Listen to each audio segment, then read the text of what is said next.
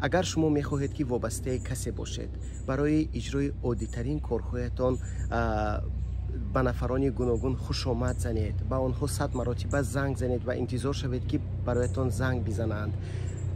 در یک جای زندگی کنید که صدا را میشنوید و هیچ چیز را نمیفهمید و همچنین حرف زدن نمیتوانید، یعنی مثل گنگ و کر. زبان نآموزید. بدون دانستن زبان به امریکا بیایید و شما حتما به دست آن نفرانی میافتید که از شما سوء استفاده میکنند. برای همین توصیه اولین ما این است که پیش از به امریکا آمدن زبان آموزید. شما باید زبان انگلیسی را تا سطح آموزید که برای به یگان جا رفتن آدرس را پرسیده توانید، در دکان خریداری کرده توانید، اگر خدا نکرده بیمار شوید به دکترخانه روید و دردتان فهمانده توانید، با واسطه تلفن در کار جستجو کرده توانید، خانه پیدا کرده توانید، وقتی که به مکتب می روید درباره فرزندانتان صحبت کرده توانید. یعنی در سطح مینیمالی وقتی که زبان شما می آموزید یک آزادی برای شما فراهم آورده می شود.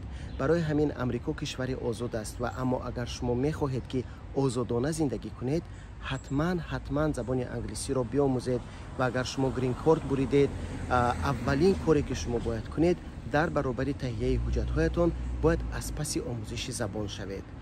بدون دانستن زبان در اینجا زندگیتان خیلی سخت می شود، به کارهای وزنین مشغول می شوید و بدتر از همه وابسته نفرانی می شوید که عادت کردند از همین وضع مظلومی مهاجران بی زبان سوء استفاده کرده درآمد به دست آورند یا آنها را زیر تأثیر خود نگاه دارند.